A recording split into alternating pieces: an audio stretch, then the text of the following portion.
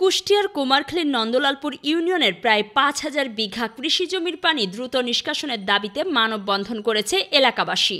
মঙ্গলবার সকালে উপজেলার বাসারা এলাকাবাসীর আয়োজনে কুষ্টিয়া রাজবাড়ী আঞ্চলিক মহাসড়কের বাসারা মোড়ে এই মানববন্ধন অনুষ্ঠিত হয়। মানববন্ধনে উপজেলা কৃষক দলের আহ্বায়ক সাইদুল ইসলাম, বিএনপি নেতা আব্দুর রাজ্জাক, উপজেলা জামায়াতের অফিস সম্পাদক শরীফুল ইসলাম শরীফ, জামায়াত নেতা আজিজুল হক সহ এলাকাবাসী উপস্থিত ছিলেন।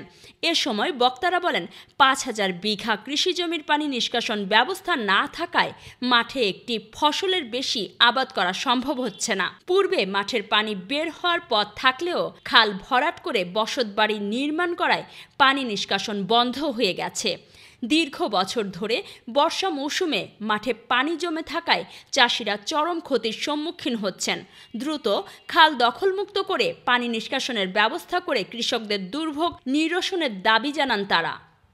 এই জমিগুলোর এই মাঠের পানির যে নিষ্কাশনের ব্যবস্থা ছিল সরকারি খাল, সেই খালটা বন্ধ করে দিয়ে আজ ১৫ বছর এই মাঠের পানি বেরোতে পারে না। বৃষ্টি হলেই পুরো পানি জলাবদ্ধতায় পরিণত হয়। এখানে আমরা দেখেছি ৩টা ফসল আবাদ হতো। এই পানি বেরোতে না দেওয়ার কারণে এখন একটা ফসলও আবাদ করা যায় না। সেই জন্য আমি প্রশাসন, বিশেষ করে আমাদের কুমারখালী উপজেলা নির্বাহী কর্মকর্তা সহ এবং কুষ্টিয়া জেলার ডিসি সাহেবের কাছে অনুরোধ থাকবে তারা নিজেরা হস্তক্ষেপ করে এই পানিটা বের করার জন্য ব্যবস্থা গ্রহণ করেন।